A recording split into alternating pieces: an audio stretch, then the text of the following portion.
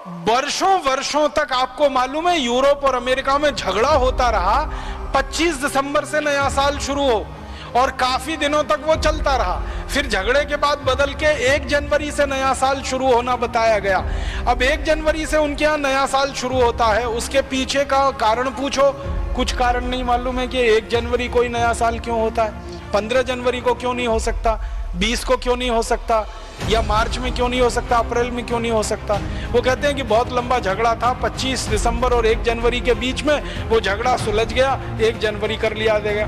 25 दिसंबर को तो फिर भी अर्थ उनके यहाँ समझ में आता है, ईसा मसीह से जुड़ा हुआ है, लेकिन 1 जनवरी तो कुछ भी समझ में नहीं आता किससे जुड़ा हुआ है। और इस देश में ऐसा बेहूदगी वाला हिसाब किताब बन गया है कि 31 दिसंबर की रात को और 1 जनवरी की सुबह देश के मुंबई, दिल्ली, मद्रास, बेंगलोर आदि आदि बड़े शहरों में होटल बुक किए जाते हैं, रात भर पार्टियां चलती हैं, कान फोड़ू संगीत बजाया जाता है और पता नहीं क्या क्या सब व्यभिचार किया जाता है। वो नए वर्ष मनाने का हमने पूरा नकल करके पश्चिम से या यूरोप अमेरिका से अपने जीवन में बसा लिया। और भारत में अगर हम नए वर्ष की बात करें तो भारत के अलग अलग क्षेत्रों में नए वर्ष मनाने की अलग अलग परंपरा है। जैसे आसाम में नया वर्ष बिहू से शुरू होता है, तो बिहू का कोई गहरा अर्थ है।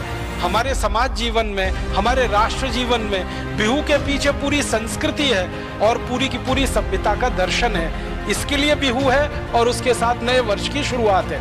इसी तरह दक्षिण में हम चले जाएं तो मानते हैं कि ये दिन खास है, ये दिन खास है। उत्तर में, दक्षिण में, पूर्व में, पश्चिम में। अब ये पश्चिम भारत में गुजरात के लोगों के लिए बहुत महत्व का दिन है, दीपावली वाला।